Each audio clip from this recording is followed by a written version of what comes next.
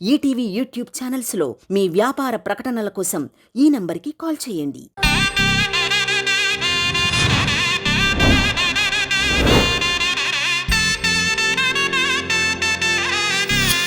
శ్రీవల్లి, ఈ శారీలో నువ్వు చాలా అందంగా ఉన్నావు శ్రీవల్లి. థ్యాంక్స్ అక్క. అవును, అమ్మేది? అమ్మ మంగళ గుడికి వెళ్లారు. మీ ఇద్దరి పేర్ల మీద అర్చన చేయించాలని. ఓ అవునా? బిజినెస్ ట్రిప్ మీద వెళ్తున్నాం కదా అని ఎప్పుడూ ఆఫీస్ ఫైల్స్ మీటింగ్స్ గురించి ఆలోచిస్తూ ఉండకు. సినిమాలు షికార్లు చేస్తూ సరదాగా ఎంజాయ్ చేయండి.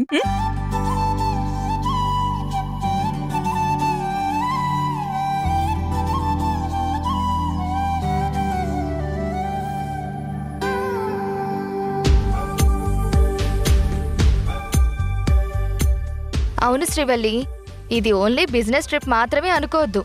ఇది ఒక మినీ హనీమూన్లా ఫీల్ అవుతూ చుట్టూ ఉన్న విజిటింగ్ ప్లేస్లన్నీ తిరగండి. అలాగే తిరుగుతాంలే అక్క. అది మీరు చెప్పాలా? మాకు తెలీదా ఏంటి? నెక్స్ట్ మంత్లో మా అందరికీ గుడ్ న్యూస్ చెప్పాలి, సరేనా? త్రిదేవ్, మీరక్కడ ఉండడానికి గెస్ట్ హౌస్లో అన్ని ఏర్పాట్లు మన వాళ్ళు చేశారు. అమ్మా శ్రీవల్లి, అక్కడ ఏ ప్రాబ్లం వచ్చినా వెంటనే నాకు ఫోన్ చేయమ్మా. అలాగే నాన్న. దుర్ముహూర్తం వచ్చేస్తుంది, ఇక బయలుదేరండి. జాగ్రత్త. వెళ్ళొస్తామక్క. వస్తామక్క.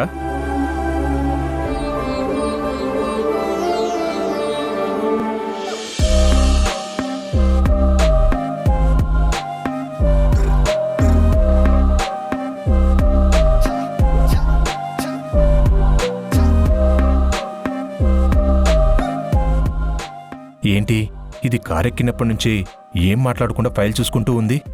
కావాలనే ఇది నాతో అంటిముట్టనట్టు ఉంటోంది. అయినా సరే నేను నిన్ను వదలను శ్రీవల్లి. నన్ను వదిలించుకోవడం నీకంత ఈజీ కాదు.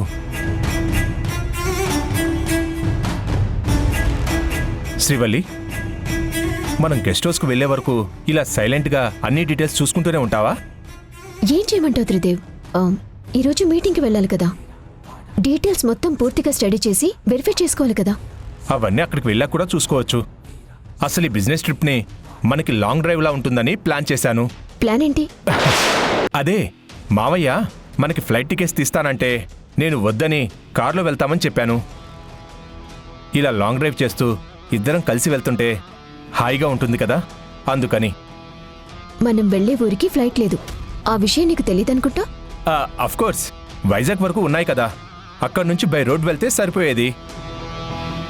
కానీ ఇప్పుడు Hyderabad to Parvada road, lovely journey. ఎలా ఉంది నా ప్లాన్? సూపర్ కదా? అవును, సూపర్. అయినా నువ్వేంటో, నీ ప్లాన్ ఏంటో, అవి ఎలా ఉంటాయో నాకు తెలుసు కదా. ఓ, నేను ఎంత చెడ్డవాడినో తెలుసు కాబట్టి దాన్ని ఉద్దేశించి ఇండైరెక్ట్గా మాట్లాడుతున్నావా? చూస్తా ఇంకా ఎన్ని రోజులు అలా నా మీద కోపంతో ఉంటావో చూస్తా.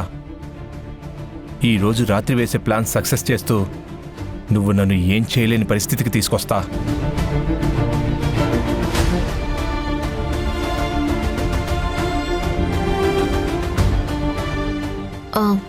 ఇలా లాంగ్ డ్రైవ్ మాత్రమే కాకుండా ఇంకా ఏమైనా ప్లాన్ చేసావా త్రిదేవ్?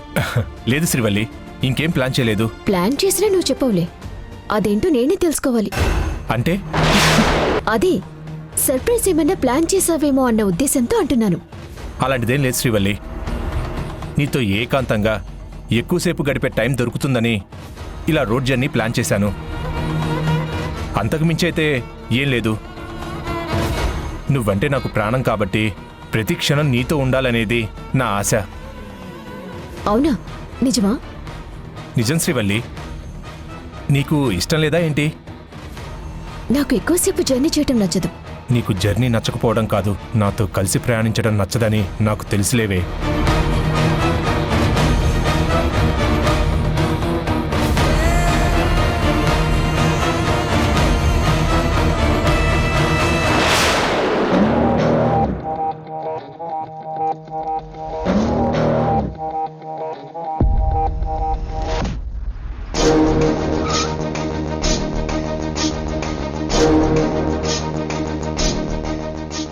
బైక్స్ రోడ్డుకు మధ్యలో అడ్డంగా పెట్టారేంటి ఈడియట్స్?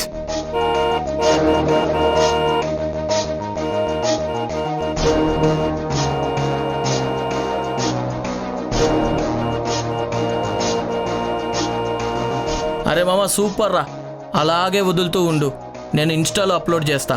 నన్ను కూడా వీడియో తీయరా, నేను కూడా ఇన్స్టాలో పోస్ట్ పెడతాను. ఏయ్, హారం కొడుతుంటే వినిపించట్లేదా? బైక్స్ తీయండి. మేము రీల్స్ చేసుకుంటుంటే నీకు కళ్ళు కనిపించట్లేదా? బైక్స్ ని రోడ్డుకు అడ్డంగా పెట్టిందే కాకుండా ఎక్స్ట్రాలు మాట్లాడుతున్నావేంటి? ఎక్స్ట్రాలా? మేమా? నువ్వు అడిగిన దానికే ఆన్సర్ చేశాం. అదే మేము ఎక్స్ట్రాలు చేస్తే ఎలా ఉంటుందో తెలుసా? ఎలా ఉంటుందో చూపించండి రా, చూస్తాను. అబచ్చా, వచ్చాడురా పెద్ద హీరో. ఏంటి ఈ ఊరికి కొత్తగా వస్తున్నావా? అవును, అయితే ఏంటి? అది మ్యాటర్. ఈ ఊరి వాళ్ళైతే మాతో గొడవ పెట్టుకునే సాహసం చెయ్యరులే. ఇంతకీ మా ఊర్లో నీకేంటి పని? అది మీకెందుకు? మర్యాదగా బైక్స్ అడ్డు తీయండి. తీయకపోతే ఏం చేస్తావు? ఏం చేస్తానా? ఏయ్, త్రిదేవ్ ఏంట్రా అష్టాలు చేస్తున్నావు? ఆగు.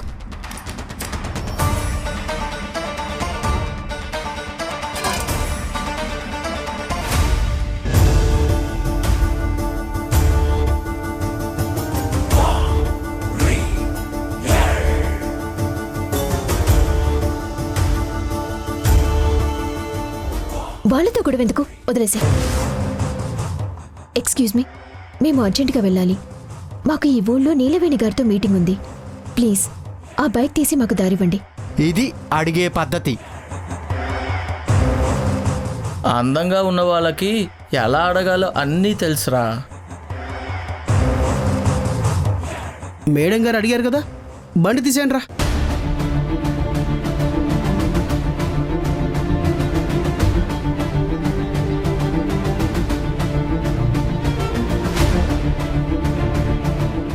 నోరు మూసుకొని సైలెంట్గా వెళ్ళిపో బ్రదర్. ఏయ్, ఏంట్రా నోరు మూసుకునేది? త్రిదేవ్ వెళ్దాం పద. అది కాదు శ్రీవల్లి. బైక్స్ తీశారు కదా, ఇంకా గొడవ ఎందుకు? పద.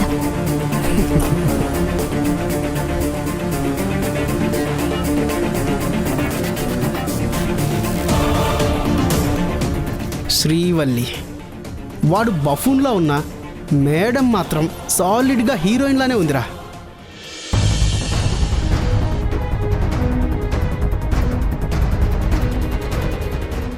అమ్మ గురించి ఆలోచిస్తున్నాను. తంగచ్చి హెల్త్ విషయం గురించే కాకుండా ఇంకా దేని గురించో శ్రీవల్లి బాధపడతా ఉండాది. అది ఏమై ఉంటుంది?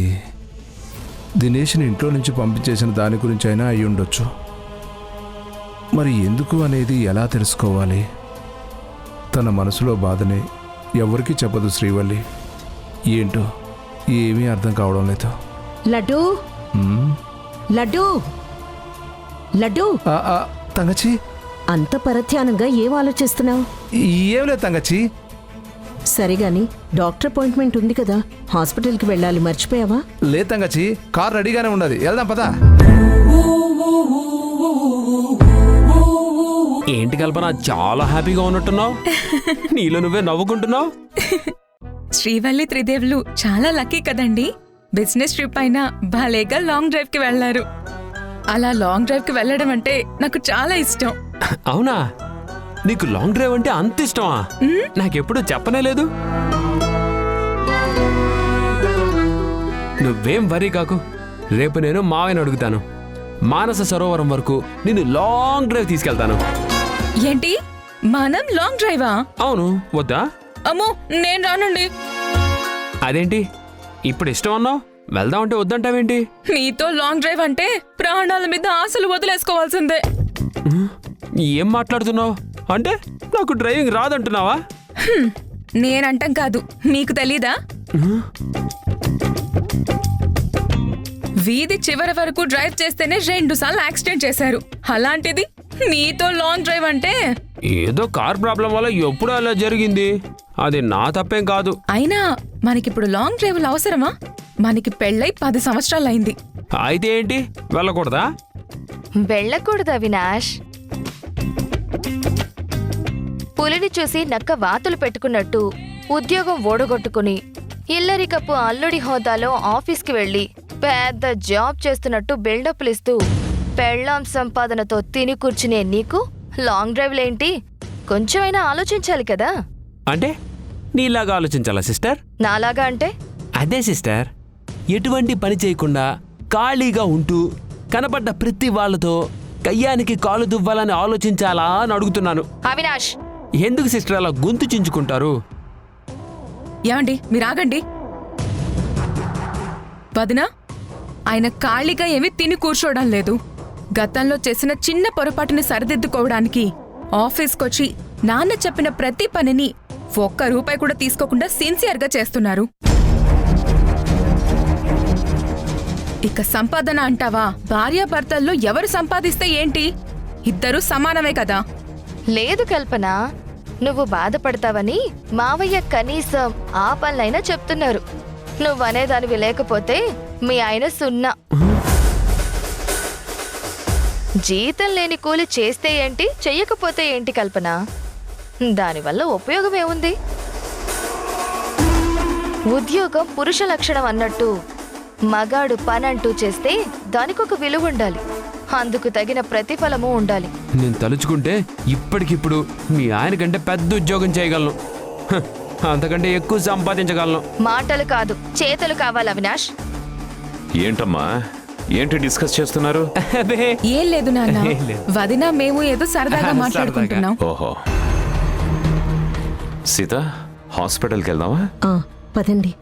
అత్తయ్య హాస్పిటల్కి వెళ్తోందా? ఆవిడ హెల్త్ పూర్తిగా రికవరీ అయ్యిందో లేదో అప్డేట్ తెలుసుకోవాలి. డాక్టర్ గారు ఏమంటారో డైరెక్ట్ గా వినాలి. మావయ్య, నేను కూడా వస్తాను. సరే రామ్మా.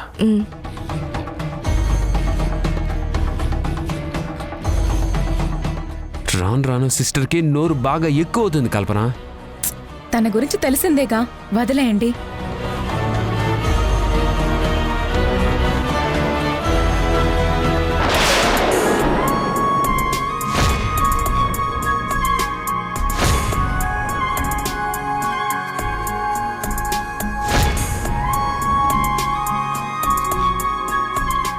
నమస్కారం అమ్మా. నమస్కారం. ఈ గెస్ట్ హౌస్ ని చూసుకునేది మేమేనమ్మా. నా పేరు లీలా, నా పెనిమిటి శంకర్. నాన్నగారు మీ గురించి చెప్పారు. నేను లగేజ్ తీసుకొస్తానమ్మా, మీరు లోపలికి పదండి.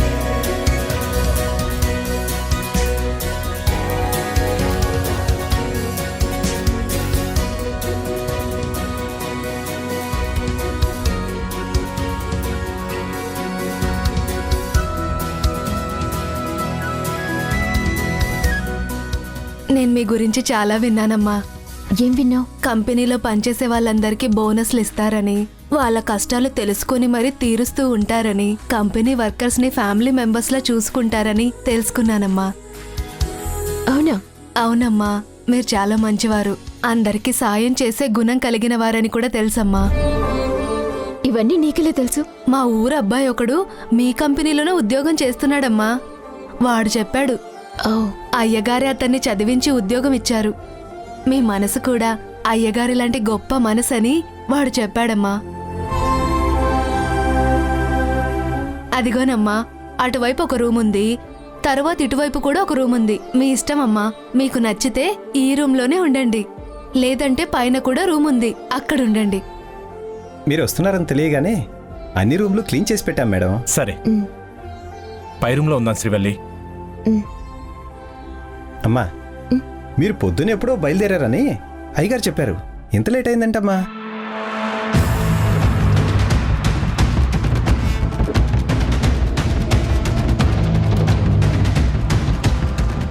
శంకర్, మేము ఈ ఊరి దగ్గరికి రాగానే రోడ్డుకి అడ్డంగా బైకులు పెట్టి ఓ ముగ్గురు రౌడీలాగా బిహేవ్ చేశారు. ఈ ఊళ్ళో వాళ్ళు పెద్ద దాదాలు అన్నట్టు బిహేవ్ చేశారు. వాళ్ళెవరో మీకేమైనా తెలుసా?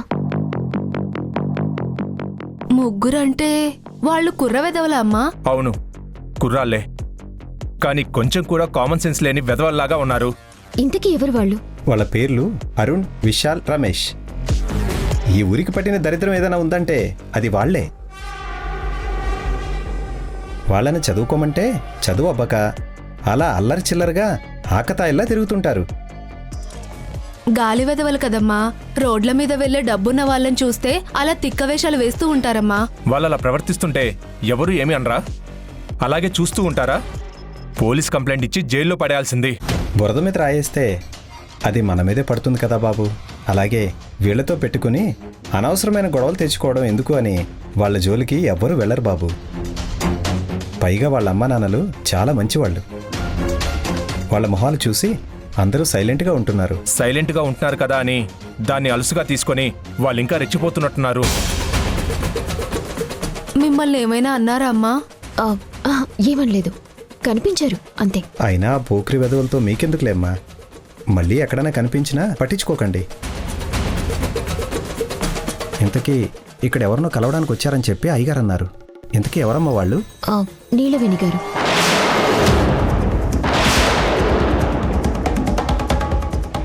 ఆవిడతో ఇక్కడ కంపెనీ పెట్టే విషయం గురించి మాట్లాడటానికి వచ్చాం. నాకు ఒక మంచి కాఫీ పెట్టి తీసుకురా. తల బాగా హీట్ ఎక్కిపోయింది. ఫ్రెష్ వచ్చి తాగుతాను. అలాగే బాబు.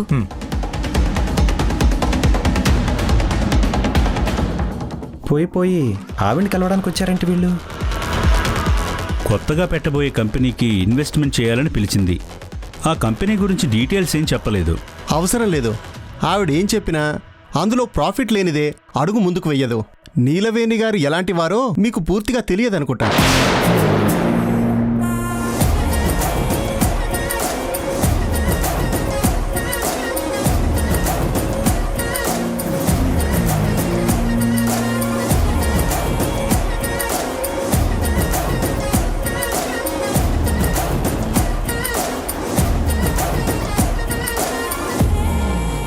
ఒంటి నిండా నగలు వేసుకుంటే అచ్చం నువ్వు కనక మహాలక్ష్మిలా ఉన్నావు నీలవేణి.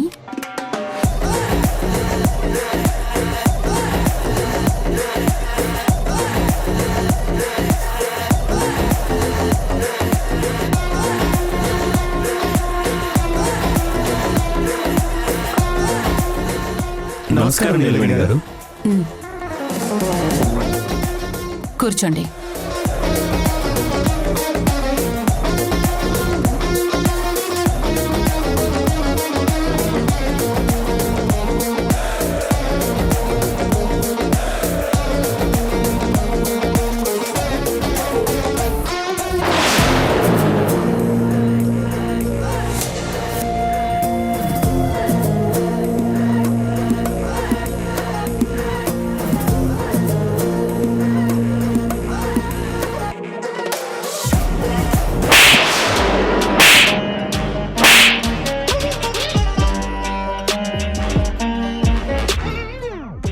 ఏమైంది అమ్మగారు? ఇవాళ ఏం వారం? గురువారం అమ్మగారు. మరి గురువారం రోజున సింగపూర్ నుంచి తెప్పించిన వైట్ కలర్ కప్పులో నాకు కాఫీ ఇవ్వాలి కదా, మరి ఈ కప్పులో తెచ్చావేంటి? మర్చిపోయానమ్మా. మర్చిపోయావా? కానీ నేను నీకు జీతం ఇవ్వడం మర్చిపోవట్లేదు కదా. నువ్వు చేసిన ఈ తప్పుకి పనిష్మెంట్గా ఈ నెల నీ జీతంలో 1500 కట్ చేస్తున్నాను. అమ్మగారు, నాకిచ్చే జీతమే తక్కువ. అందులో 1500 కట్ చేస్తే నేను నా కుటుంబం ఎలా బతకాలమ్మా? ఈ ఒక్కసారికి క్షమించండమ్మా. తప్పు చేసిన వాళ్ళని క్షమిస్తే వాళ్ళకి మళ్ళీ తప్పు చేయడానికి అవకాశం ఇచ్చినట్టే. వెళ్ళి వైట్ కలర్ కప్పులో కాఫీ తీసుకురా. ఇక మన విషయానికి వద్దాం. అదే నీలవేణి గారు, ఆ కొత్త కంపెనీలో ఇన్వెస్ట్మెంట్ గురించి కొంత క్లారిటీ కావాలి. కోదండరామయ్య గారి పేరు విన్నారు కదా. ఆయన తెలియని వారెవరూ ఉండరు. మన 2 తెలుగు రాష్ట్రాల్లో ఆయన పెద్ద ఇండస్ట్రియలిస్ట్ కదా. అవును, ఆయన ఇక్కడ ఒక ఫార్మాసిటికల్ కంపెనీ పెట్టాలనుకుంటున్నారు. దానికి పార్ట్నర్షిప్గా ఇన్వెస్టర్స్ కోసం చూస్తున్నారని తెలియగానే అది గోల్డెన్ ఆపర్చునిటీగా భావించి నేను ఓకే అన్నాను. వాళ్ళు అడిగేంత ఇన్వెస్ట్మెంట్ నా ఒక్కదాని దగ్గరే సరిపోదు. అందుకే మిమ్మల్ని కూడా పార్ట్నర్షిప్గా జాయిన్ అవ్వమని చెప్పాను. మీరిందులో భాగమైతే లాభాలు కూడా బాగా వస్తాయి. మీరు చెప్పింది బాగానే ఉంది. ఏదైనా తేడా జరిగితే నష్టాలు వచ్చే అవకాశం కూడా ఉంది కదా. నాకు డబ్బంటే ఎంత ఇష్టమో తెలుసా? ప్రాణం కంటే ఎక్కువగా నేను డబ్బుకే విలువిస్తాను. డబ్బు లాభంగా వస్తుందని తెలిసే ఎప్పుడూ లేంది కోదండరామయ్యతో బిజినెస్ చేయాలనుకున్నాను. ఆయన కూతురు అల్లుడు ఊళ్ళోకొచ్చారు. మీకేదైనా డౌట్ ఉంటే క్లియర్గా వాళ్ళని అడిగి తెలుసుకొని మీకు నమ్మకం కుదిరితేనే ఇన్వెస్ట్ చేయండి. ఓకే నీలవేణి గారు.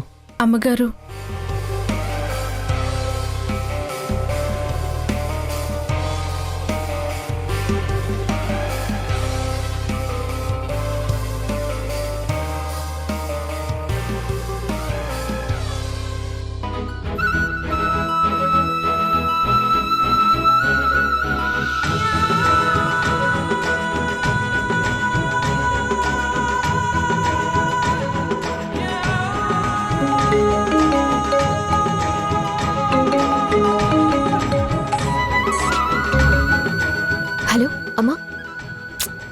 నాన్న చెప్పడంతో నేను అనుకోకుండా ఇక్కడికి రావాల్సి వచ్చింది.